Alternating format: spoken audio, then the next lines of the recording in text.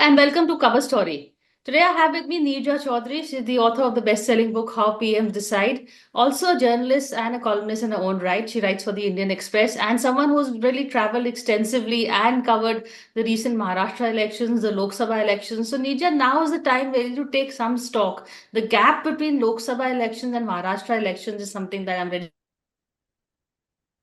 keen to talk to you about. What went wrong so fast for the opposition parties?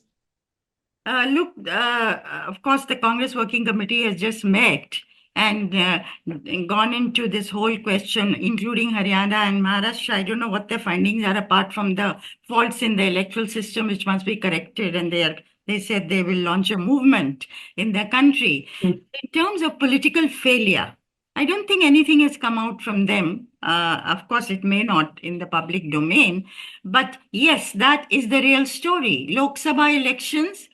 MVA gets 30 out of 48 Lok Sabha seats, which is a whopping number.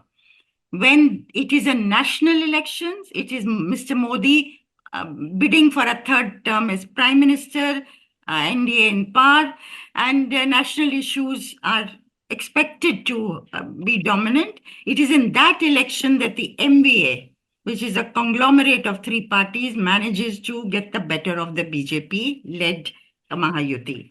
And then within a few months, as you say, it's down to such a rout for all three of the groups, Alliance. the MVA in the alliance, and the BJP making its best ever performance and the highest strike rate, unprecedented in Maharashtra. BJP has been the junior partner normally. Of course, in 2014, it came up with 122 seats. In 2019, with 105. In 2014, if you remember, it went alone. All the parties went alone. And in 2019, it had an alliance with Shiv Sena, undivided Shiv Sena. So for it to have such a 132 seats in the assembly is a very good, it's an excellent showing that they made. Now, what went wrong? Because when one traveled, uh, of course, we must at the beginning say that the BJP does not take things for granted. It doesn't sit on its laurels. It doesn't waste time. And Priya, I must say here, then it illustrates the attitude of the BJP leadership to elections, to winning elections, to getting to their goal. In 2012, and I was recalling this morning, when Narendra Modi was elected chief minister again, and that was very critical for him because he was going to pitch for being to be projected as the prime ministerial candidate of the party in the coming elections. And the office in Ahmedabad, the BJP office was all, dhol nagaras and party workers, jubilant, celebrating, mithai ke dabbe, all that, and waiting for Narendra Modi to show up there. And Right. Narendra Modi does not show up there to celebrate. He goes straight to Keshubhai Patel's house, his arch enemy, and seeks his blessings, touches his feet, gives him mithai. And why? Because he has his eye on Delhi. He does not waste even those few minutes. And he knows he will need Keshubhai Patel's support for the national role. So I'm saying there is a killer instinct, there is a will to power that this group has. And the other side, knowing this, cannot sit back and take things for granted, which they did in Maharashtra. Point number one. Point number two is that the other side, Mahayuti came up with this, whole plethora of social welfare scheme. And the most important one, as we know, is Ladki Behan Yojana. And they knew it had been successful in Madhya Pradesh, and they decided to go in for it. They decided not just to announce it, to go in for it, they bent over backwards to operationalize.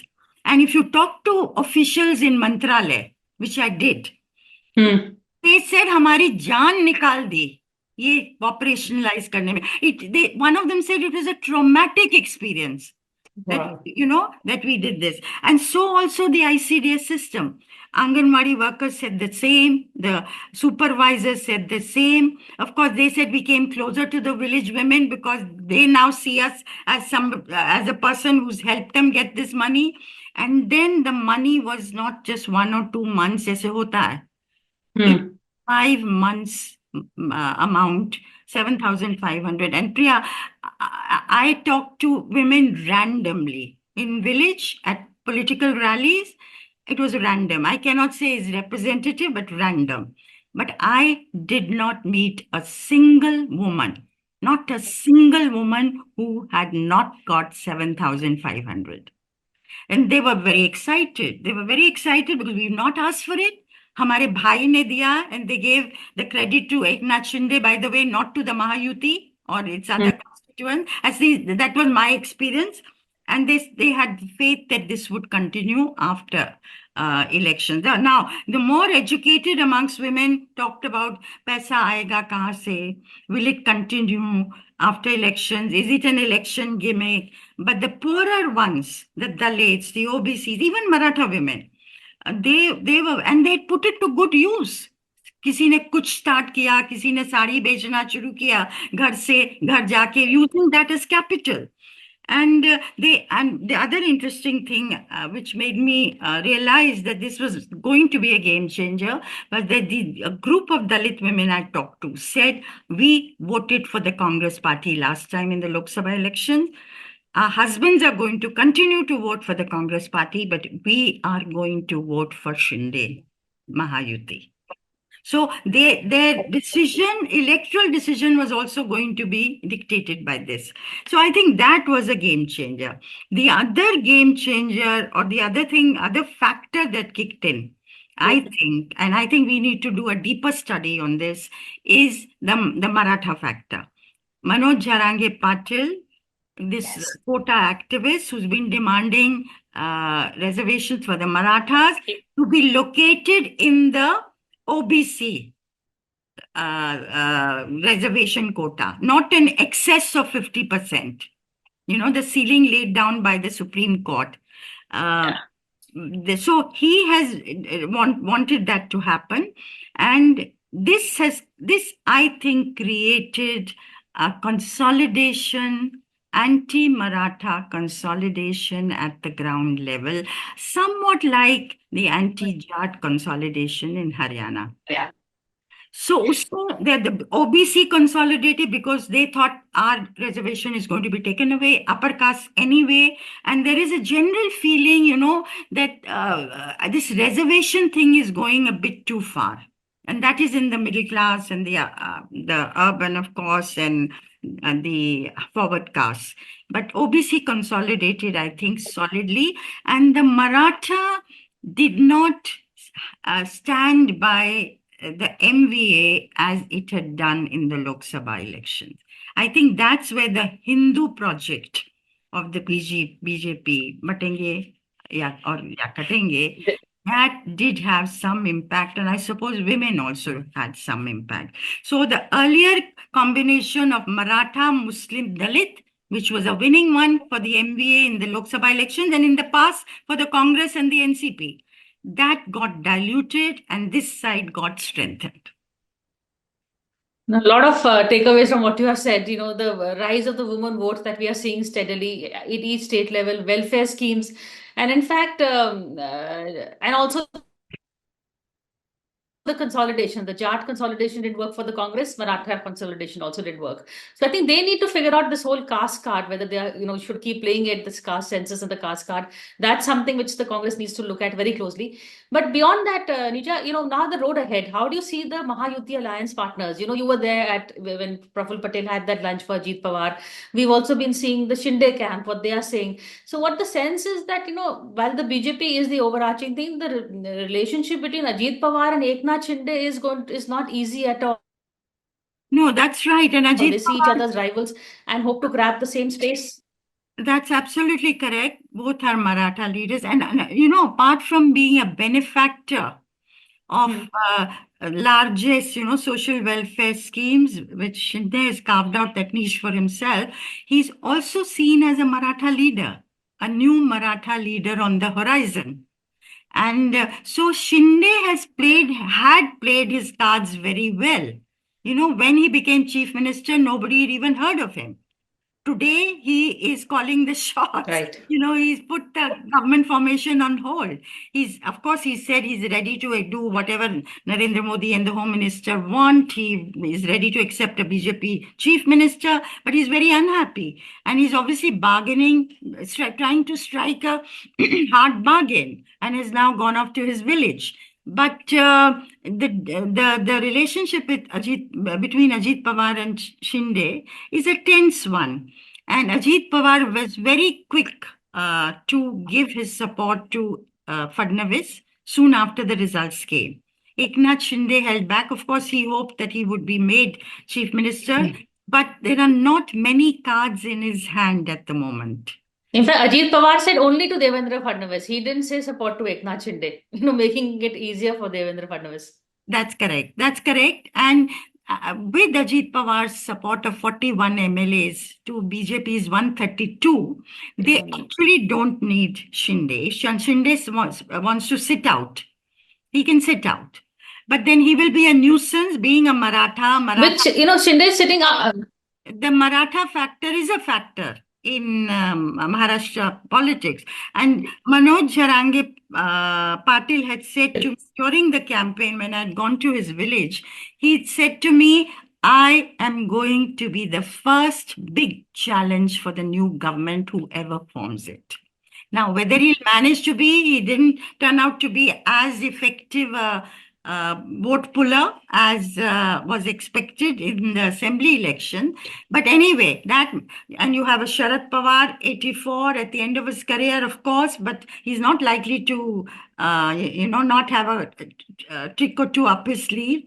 Then Uddhav Thackeray, or you have this group sitting there in the opposition. And very interestingly, Jitendra Awad went to see Eknath Shinde just before he left for the village. So they are in touch. And people in Marathwada had told me this, more than one person, that Sharad Pawar, Jharange Patil, and Eknath Shinde are one. That's verbatim what, internally they have moved in tandem. So, of course, there is a Maratha link and all that. And so how politics will pan out, suppose Eknath Shinde remains out.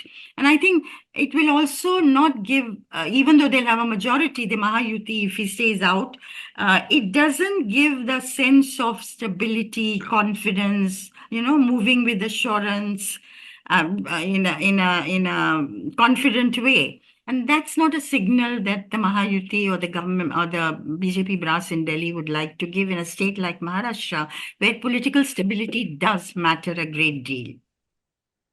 Correct. That's why I agree with you. And I'm also not really ruling out Eknath Shinde because, what you said is also interesting that Sharad Pawar is in touch with him because either way, Eknath Shinde is still a player. He can, if he joins up with Pawar and even becomes the leader of the opposition, he can still keep himself politically alive in that sense, maybe at the expense of Uddhav Thackeray. So it'll be interesting to see whether the BJP gives in to the blackmail and in points Eknath Shinde, because within the BJP also, as you know, Devendra Fadnavis doesn't have that many supporters from the center. No, he doesn't. And of course, the center, the BJP brass forced him to accept deputy CM-ship. If you remember, when Shinde joined the government, Shinde was at that time not expecting to be made chief minister. He was happy to be deputy chief minister, if you would recall. But they made him chief minister and compelled Devendra Fadnavis, who was wanting to stay out of government. Okay, let Shinde be chief minister. I will not be anything. I'll stay out of government. But they compelled him to be deputy chief minister, which he did. And I think, and did not revolt. And I think there was an undercurrent of sympathy for Devendra Fadnavis this time. Bechara, na insafi hui unke saath. There was this element also fueling the support for the BJP.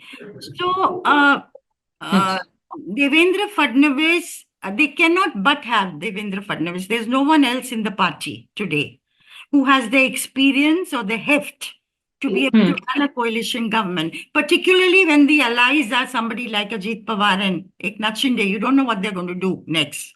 So you need a really experienced hand rather than Strong. somebody new, like in some other states that they have gone in for as chief minister. In fact, I remember, Ajit Pawar told us that in a joke, he said, if I knew they were offering chief ministership, तो मैं शरद पवार को भी ले आता साथ में at that point. But I'm going to That's right. He was in take his a break and come budget. back and talk to Nija about the possible. A quick break and we're going to come back. So stay with us.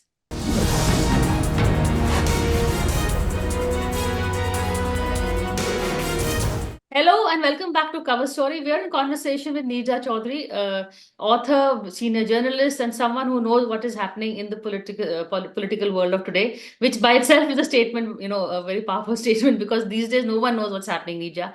But in terms of, if Devendra Fadnavis, as you said, it does look like that. As of today, he hasn't been made, but it looks as if he will be the CM. So a Brahmin CM here, then we have Yogi Adityanath on the other side, a Thakur leader. What is the messaging? That's what BJP people are saying. What are the messaging that we are sending out? No, that is the problematic part. Hmm. But as far as, if you had two Maratha deputy CMs and you have a Brahmin CM, and you see the OBC question is a big question, also in Maharashtra, also in UP. And if you remember, one of the reasons why the BJP fared poorly in the Lok Sabha elections in Uttar Pradesh was that the OBC did not support it, particularly in Eastern UP, did not support the party as it did in the past. So OBC factor is a big factor, big consideration for the BJP. And therefore, this is the big worry, but the situation is such that there is no one else who will be able to handle the situation. And the RSS has rooted for Devendra Fadnavis in a big way. And that was one of the reasons why he was given I would say relatively a free hand. Of course, Delhi also played a role here in the choice of tickets, and came across much stronger than he has been in recent years in the party. And of course, he's the RSS's choice. At one time, I remember about 2 months ago, meeting with some of the people who know what's going on in the RSS, who said Devendra Fadnavis was their number one choice for the party president nationally, because the RSS gives a lot of importance to organizational things. Now, Fadnavis, of course, would want to be chief minister rather than party chief. So anyway, I think they also don't have anybody else in Maharashtra. But with the BJP, which you don't know, for you and I to be even speculating and say more or less certain is a bit risky with BJP. You don't know what's going to come out of the hat at the last minute. That's true. The BJP is, especially Modi's, with him, you never know what's going to happen. But, beyond, if you look at it now, before I go on the road ahead, Sharad Pawar's role, you said it's not over for him, but what are his options? Very few options. I agree with you. To be reduced to 10 seats, Uddhav Thackeray to 20, 16 for the Congress. That's not a very good showing. And we've seen a more frail Pawar, a very determined Sharad Pawar, who's continued to campaign, getting out of the house in the morning at 8 till 10, 11 at night. At his age, he has to be helped onto the dais, and yet shown, whenever there's a crisis, he was out there, even during COVID. And but he's a mass leader, and he is the tallest leader in MBA in Maharashtra today. But what are the options for him? Very difficult. During the Lok Sabha election campaign, I had caught him in Satara. He had told me in an interview about that regional parties will, in the next year and a half, will look at the possibility of merging their identities in the Congress. And he included his party in that. He said, of course, that I will have to talk to my colleagues, but that is the way things are looking. Is that an option he will want to exercise now? Party having shrunk, party is more vulnerable. One can expect more from the party to move towards Ajit Pawar's party on the ruling side, which is now going to be in power. So, what are the options for him? Very few options, but I don't expect Sharad Pawar to sit back and give up. So I think let's see, he will bide his time, he will wait for this side to make mistakes. But coming closer to the Congress, merging in the Congress, is that an option that he would want to exercise? And would the Congress party want to take the group as a party? Of course, individuals can always join. So it's a difficult one for Sharad Pawar, and coming as it does at the tail end of his political career of more than half a century. Yes, because whether he wants to join the Congress, because we've all heard the rumors that Ajit Pawar's rebellion was backed by him. Ajit Pawar has said it also so many times. In fact, one of the again anecdotes that he told us was the reason Sharad Pawar was very upset after last election results when Kharge there was some negotiations going on at the Nehru Center. The Congress was wanting to take all the posts, and Sharad Pawar got really angry, and that was the night before Ajit Pawar actually went to Devendra Fadnavis saying हो गया है बहुत हो गया है. So Congress का big brother attitude, high-handedness, and Ajit Pawar claims that Sharad Pawar gave him the go-ahead after he walked out of that Congress meeting saying enough is enough, you guys talk to the BJP. And he said he ran, virtually ran. And Mr. Varsha met up with Devendra Fadnavis, and within hours he was sworn in, and Devendra Fadnavis was sworn in, and in 2 days he was back.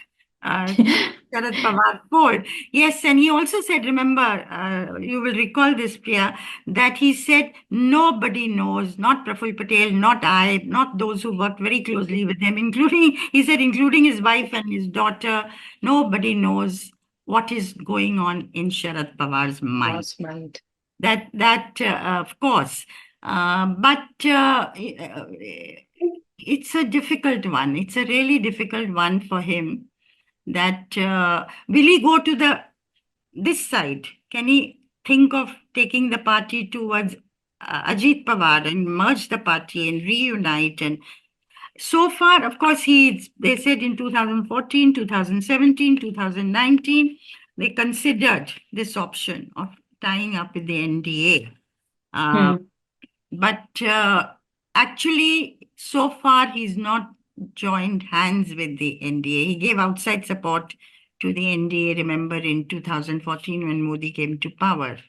So is that an option also that he would consider? The Congress is another option. The Congress's state of affairs state of affairs in the Congress is much to be desired. But it will give Sharad Pawar more control. He'll have more of a say in the Congress. The Congress needs him more, I think, than the BJP. And he has to place his daughter in a firm position. His daughter would be a very important consideration.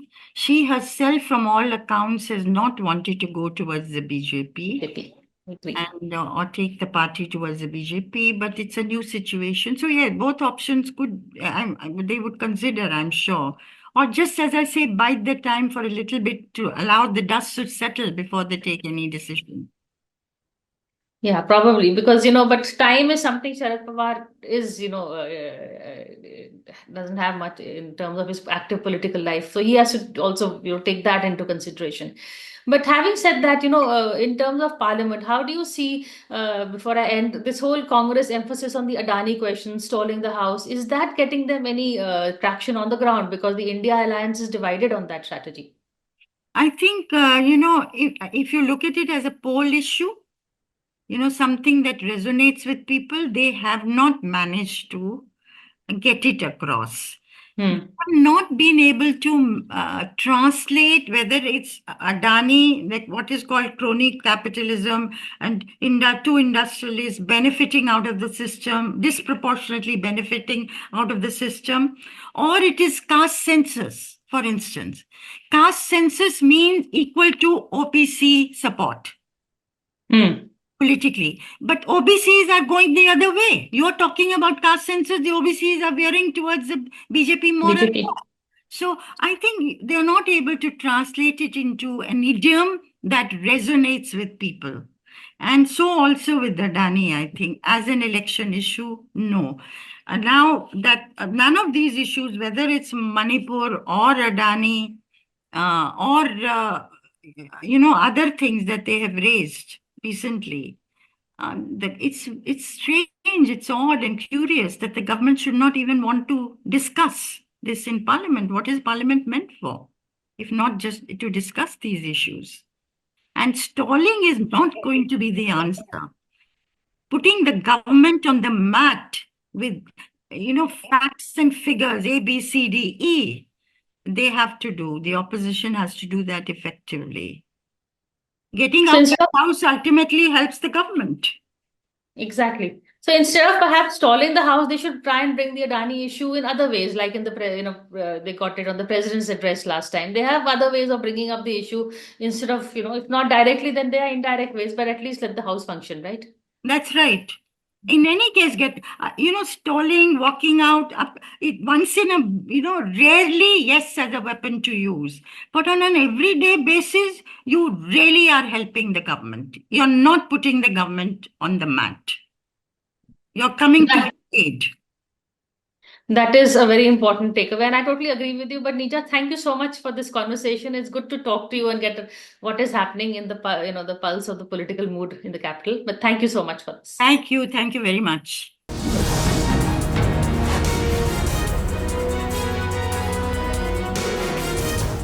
For more such videos, subscribe to the NewsX YouTube channel, hit the bell icon.